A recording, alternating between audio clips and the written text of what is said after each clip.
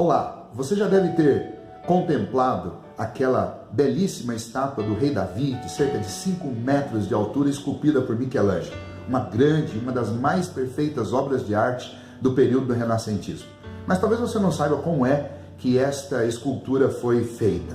Inicialmente, a igreja de Santa Maria, em Florença, queria homenagear a República com várias estátuas de personalidades da história, inclusive personalidades bíblicas. Uma delas, escolhida, foi exatamente a figura do rei Davi. O primeiro escultor que foi trabalhar num grande bloco de mármore de 5 metros de altura, ele fez uma perfuração na base daquele bloco de mármore.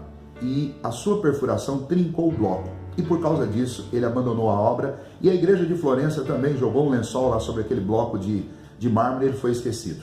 Ao longo dos anos seguintes, alguns artistas famosos foram até o local para ver o bloco e talvez aceitar o desafio de esculpir o rei Davi. Entre eles, Agostinho de Dúcio foi um dos que foi e não aceitou a tarefa.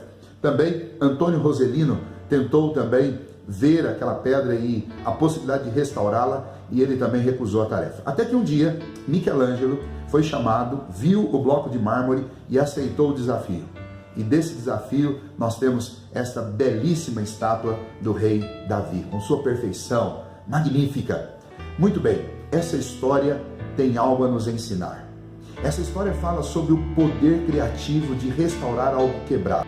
E esse poder criativo, no caso de Michelangelo, nem de longe chega perto do poder criativo do nosso Deus de recuperar vidas quebradas e destruídas pelas histórias, pelo tempo, pelos tropeços, pelas quedas.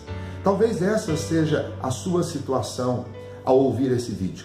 E eu gostaria de retratar um trecho das Escrituras que nos falam sobre o poder restaurador de Deus.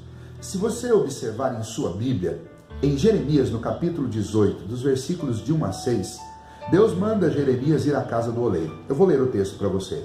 Palavra do Senhor que veio a Jeremias dizendo: dispõe-te, desce à casa do oleiro e lá ouvirás as minhas palavras.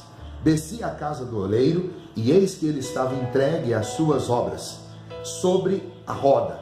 Como um vaso que o oleiro estava trabalhando estragou nas suas mãos, tornou ele a fazer este vaso, segundo bem lhe pareceu.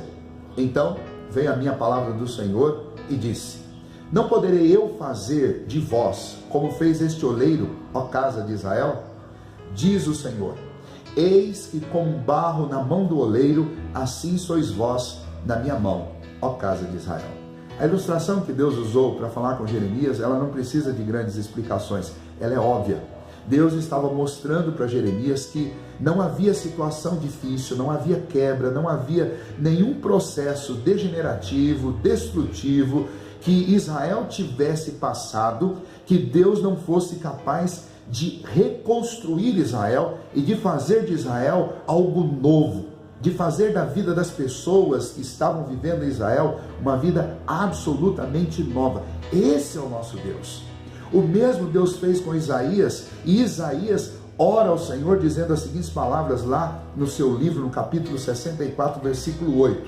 Mas agora, ó Senhor, Tu és o nosso Pai, nós somos barro, e Tu o nosso oleiro, e todos nós, obra das Tuas mãos. O Deus que nos fez é também capaz de nos refazer, de nos restaurar, de nos recuperar. Não da maneira como nós recuperamos. Imagine, uma vez eu ouvi a história de um certo pregador, ele disse: olha, o processo de restauração é mais ou menos assim. Imagine que você tem um jogo de chá de porcelana, e um dia uma das xícaras cai, mas você ama muito aquelas xícaras, aquele jogo, então você pega os cacos, remenda, cola um por um e continua a utilizar, inclusive aquela que estava quebrada e foi restaurada. Mas no dia que você recebe uma visita em casa, você coloca o seu jogo de porcelana, mas você mantém aquela que foi recuperada no armário porque ela ficou feia. Eu não gostei, sinceramente eu não gostei dessa ilustração e achei estranho a maneira como foi colocado. E olhando para esse texto, nós entendemos o porquê que essa ilustração está estranha. Está estranho porque, na medida em que nós homens restauramos e recuperamos as coisas, muitas vezes elas não ficam belas, elas não ficam apreciáveis. E então a gente tem que esconder aquilo que foi restaurado no armário, porque ainda que seja útil, não tem mais beleza. Mas não foi assim com Michelangelo. E não é assim com Deus. Michelangelo pegou algo que estava escondido debaixo de um lençol, recuperou não para mantê-lo útil, mas escondido. Recuperou para ser colocado na frente, para ser o mais belo. Assim também Deus, quando pega o seu povo, quando pega um filho seu, Deus não nos restaura para nos fazer úteis, mas nos esconder no armário. Deus nos restaura para nos fazer úteis e para resplandecer em nós a beleza do seu Filho, a beleza de Cristo. Então veja só, ainda que você tenha caído, ainda que você tenha tropeçado, ainda que você tenha passado por uma grande quebra, por uma queda que destroçou a sua vida, você não pode perder de vista que o nosso Deus é o Deus absolutamente poderoso na restauração, que faz de nós novas criaturas. É isso que Cristo fez na vida de cada um de nós, e é isso que Cristo continua a fazer na vida de cada um de nós. É claro que é indispensável um processo de reconhecimento de erro.